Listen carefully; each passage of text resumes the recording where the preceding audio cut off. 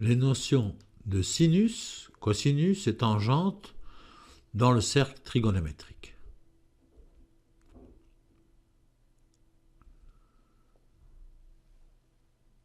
Voici un cercle trigonométrique. Pour rappel, le cercle trigonométrique est un cercle dont le rayon vaut 1 et dont le centre est au centre de notre repère orthonormé. Pour parler de sinus, cosinus et tangente, on va ajouter un axe tangente à notre cercle, à sa droite, et cet axe va nous permettre de parler de la notion justement de tangente. Je redis, donc le rayon de ce cercle vaut 1. Ce cercle est divisé en 360 unités qui représentent 360 degrés, qui va nous permettre de lire les angles là-dessus. Vous pouvez regarder la première vidéo, les angles dans le cercle trigonométrique, pour mieux vous familiariser avec cette notion. Donc, voilà le point qui représente 0 degré, pi demi, 90 degrés, pi 180 degrés, 3 demi de pi, 270 degrés, et le tour complet qui vaut 2 pi, ça veut dire 360 degrés. Et on peut, à partir de la ligne de base, poser un angle alpha. Dans ce cas, la flèche indique que l'angle est dans le sens positif, dans le sens contraire de l'aiguille d'une montre. Ici, c'est un angle à peu près, je ne sais pas, de 35-40 degrés.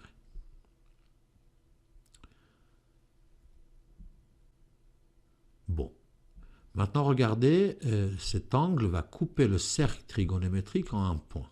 Vous le voyez là. À partir de ce point, on peut dessiner un segment de droite vertical, donc qui va du point jusqu'à l'axe horizontal, et ce segment, la longueur de ce segment représente le sinus de l'angle alpha. En vous rappelant que le rayon, vous voyez le rayon à peu près sa grandeur, ce rayon vaut 1, on peut estimer en gros que le petit segment orange qui représente le sinus de l'angle alpha vaut à peu près 0,6 unités. Depuis le même point, le point d'intersection entre l'angle et le cercle, on peut aussi dessiner un segment de droite horizontal. Ça veut dire depuis le point d'intersection jusqu'à l'axe vertical. La longueur de ce segment de droite représente le cosinus de l'angle alpha. En faisant la comparaison entre ce segment horizontal, le cosinus, et le rayon de notre cercle qui vaut 1, on peut estimer à peu près que le cosinus de cet angle vaut environ 0,8. C'est approximatif, hein, c'est juste pour vous donner une indication. Il ne nous reste plus qu'à définir ce qu'est la tangente de cet angle alpha. Pour ça, on va sortir du cercle et trouver l'intersection de cette demi-droite qui part de notre angle, et là où il coupe l'axe des tangentes. Vous voyez ce point? Depuis là, on peut dessiner un segment de droite vertical, depuis le point jusqu'à l'axe horizontal, et la longueur de ce segment de droite, c'est ce qu'on appelle la tangente de l'angle alpha. Et si on fait une estimation, il vaut à peu près aussi 0,8. Donc vous voyez que la notion de sinus, cosinus et tangente sont des notions d'abord géométriques et qui sont définies dans ce cercle trigonométrique. C'est des longueurs de segments de droite comme ils sont définis sur votre écran. Un petit remarque, regardez le sinus de l'angle alpha, vous voyez ce segment vertical, on peut retrouver la même grandeur sur l'axe des sinus, hein, l'axe vertical sur lequel on va mesurer les sinus, hein, c'est le petit trait jaune. Et la même chose pour le cosinus, on peut lire le cosinus sur l'axe horizontal, ces deux longueurs étant le même. Ok, maintenant concentrons-nous un petit moment sur le sinus de l'angle alpha, le sinus qui est le segment vertical. Et on va essayer de voir pour les 4 points cardinaux, 0, pi demi, pi, 3 demi de pi et 2 pi, combien vaut le sinus de cet angle. Alors, fermons l'angle jusqu'à ce qu'il veuille 0 degré. Vous avez vu, ça c'est un angle de 0 degré, on ne le voit pas. Et si vous avez fait attention, le segment de droite qui correspondait au sinus, c'est complètement ratatiné. Le sinus de 0, sa longueur, c'est de 0. Maintenant, à partir de ces zéros, augmentons l'angle. Voilà, un angle d'à peu près 30 degrés. On voit que le sinus augmente, 60 degrés, il augmente encore. Et si on va à 90 degrés, vous voyez, le segment de droite orange qui correspond au sinus de l'angle alpha occupe tout le rayon. Et rappelez-vous, le rayon vaut 1.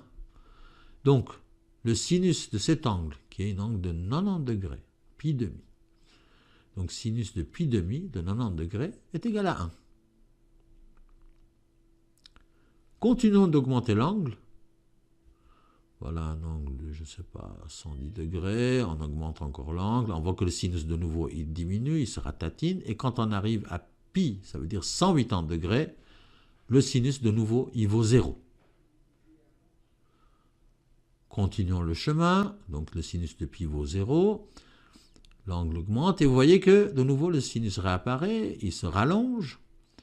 Et quand on arrive à 270 degrés, 3 demi de pi, de nouveau, il occupe tout le rayon. Mais attention, l'axe sur lequel on mesure le sinus, c'est comme en géométrie analytique normale, il est orienté. En haut, il va vers les valeurs positives, en bas, vers les valeurs négatives. Donc ici, le sinus ne vaut pas 1, mais il vaut moins 1. Donc le sinus de 270 degrés, le sinus de 3 pi sur 2 est égal à moins 1. Continuons. On voit de nouveau que l'angle se ratatine, de plus en plus petit, et une fois qu'on a fait le tour complet, à 360 degrés, ça veut dire le sinus de 2π, il vaut de nouveau 0.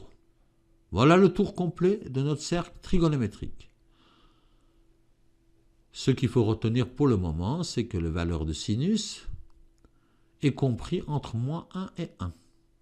Le sinus d'un angle ne peut pas valoir 1,5, 2 ou 10.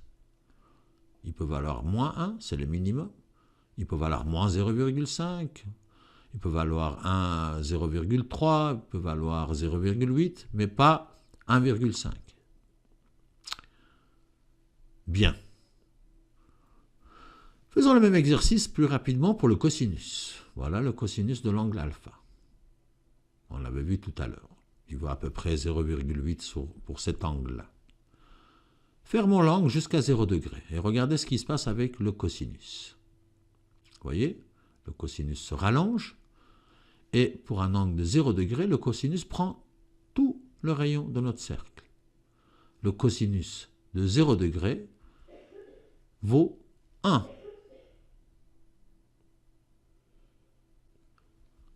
Augmentons l'angle jusqu'à 90 degrés. Vous avez vu, le cosinus, il s'est ratatiné.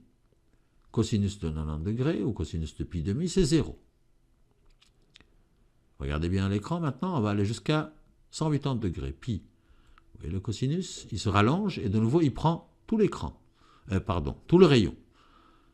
Attention, c'est comme pour le sinus, l'axe des cosinus, l'axe horizontal, il est orienté comme en géométrie. En allant vers la droite, il est positif, en allant vers la gauche, il est négatif. Donc ici, le cosinus de pi ne vaut pas 1, mais moins 1. C'est une erreur fréquente, c'est pour ça que j'insiste là-dessus. Faites attention, le sinus-cosinus, c'est une longueur, mais il a un signe. Il peut être positif ou négatif. Continuons pour aller jusqu'à 270 degrés, ou 3 pi sur 2. Et là, vous voyez, cosinus s'est ratatiné, il vaut 0. Et de nouveau, en allant jusqu'à 360 degrés, il reprend tout le rayon. Le cosinus de 360 vaut 1. Bien sûr, vous pouvez calculer toutes ces valeurs avec votre machine à calculer. Mais en général, les enseignants, ils s'attendent que vous puissiez donner les valeurs pour ces 4 grandeurs. Ce n'est pas juste la valeur qui importe, mais avec ça, on peut vérifier si vous comprenez ce que ça veut dire le sinus et cosinus, le fait que vous sachiez qu'ils ont un signe, et qu'on peut estimer leur valeur par rapport au rayon de notre cercle trigonométrique qui vaut 1. Et comme pour le sinus, le cosinus, vous voyez, il est compris entre moins 1 et 1. Si, le cosinus d'un angle ne peut pas valoir 1,3 ni moins 2,5. Il est compris entre moins 1 et 1. Pour la tangente, c'est un peu plus particulier, on va voir. Alors, on va ratatiner cela jusqu'à 0 degré. Tangente de 0 degré, vous voyez, vaut 0. C'est comme pour le sinus un peu. On augmente l'angle jusqu'à, en allant vers, donc je redis, tangente de 0 c'est 0, on essaie d'augmenter l'angle, vous voyez quand on augmente l'angle, la tangente augmente, mais vous voyez il va se passer quelque chose de particulier. Si je suis à 90 degrés, l'angle ne coupe plus l'axe des tangentes. Les deux droites sont parallèles. En réalité, comme on dit en géométrie ou en perspective, ces deux droites vont se couper à l'infini. Regardez, si vous êtes sur une route rectiligne tout droit, si vous regardez, vous avez l'impression que les deux bords de la route vont se rejoindre tout au bout, près de l'horizon. C'est un peu ça l'idée. C'est de dire que ces deux droites vont se couper à l'infini. Donc le segment orange, qui sort de notre écran, en fait, il a une longueur infinie. La tangente de 90 degrés, tangente de pi demi, vaut infini. On va maintenant continuer l'angle et regardez maintenant, il y a une autre particularité. Vous voyez, la droite n'est plus parallèle à l'axe des tangentes, mais il ne coupe pas non plus, le petit demi-droite. Combien vaut la tangente de cet angle? Pour le savoir, il faut en fait simplement prolonger notre demi-droite de l'autre côté et on voit que la tangente a une certaine longueur, ici on dirait à peu près 1. Attention, de nouveau une erreur fréquente, on ne déplace pas l'axe des tangentes. L'axe des tangentes c'est toujours à droite. Il y a une erreur qui est souvent commise par les élèves, c'est qu'ils déplacent l'axe des tangentes de l'autre côté pour pouvoir le faire coïncider, enfin le faire couper par notre angle. Ce n'est pas ce qu'il faut faire, l'axe des tangentes ne bouge pas, il est toujours à droite. Simplement on prolonge la droite qui représente notre angle de l'autre côté et on voit combien vaut la tangente. Donc maintenant, on va de nouveau augmenter notre angle et vous voyez que la tangente sera tatine. La tangente de pi, la tangente de 180, c'est 0 degré. Continuons. La tangente de 270 vaut infini pour la même raison que tout à l'heure, parce que la droite qui représente l'angle est parallèle à l'axe des tangentes. Et là, de nouveau, la tangente réapparaît, il est plus petit, ici il vaut à peu près 1, et si on va vers 0, la tangente il est de nouveau égal à 0. Donc la tangente de 360 degrés, le tour complet, il vaut 0.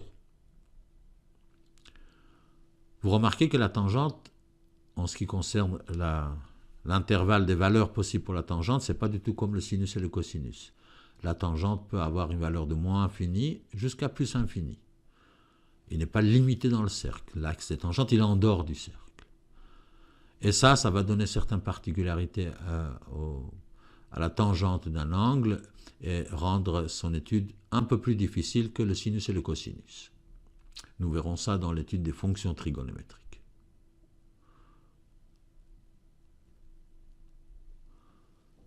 Donc, on va récapituler en disant que notre cercle trigonométrique permet de définir le sinus, le cosinus, la tangente d'un angle, que le rayon de ce cercle vaut 1.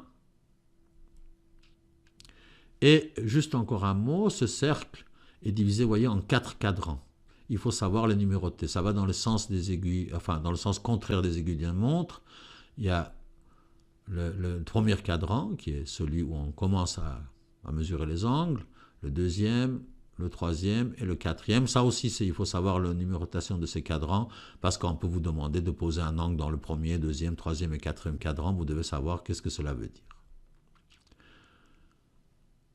Pour terminer, un rappel. Le sinus se mesure sur cet axe vertical. Il est compris entre moins 1 et plus 1. Il est positif dans les cadrans 1 et 2 et négatif dans 3 et 4. En haut, il est positif, en bas, il est négatif. Pour le cosinus, c'est l'axe horizontal qui sert pour mesurer le cosinus. Le cosinus, c'est le segment horizontal. Et en suivant ce segment, le cosinus est négatif à gauche et positif à droite. Il est, si vous voulez, positif dans le premier et quatrième cadran et négatif dans le deuxième et le troisième. Et comme pour le sinus, il est compris entre moins 1 et plus 1. Et pour la tangente, lui, il est compris entre moins infini et plus infini. Et les signes, c'est comme pour le sinus. En haut, il est positif, en bas, négatif.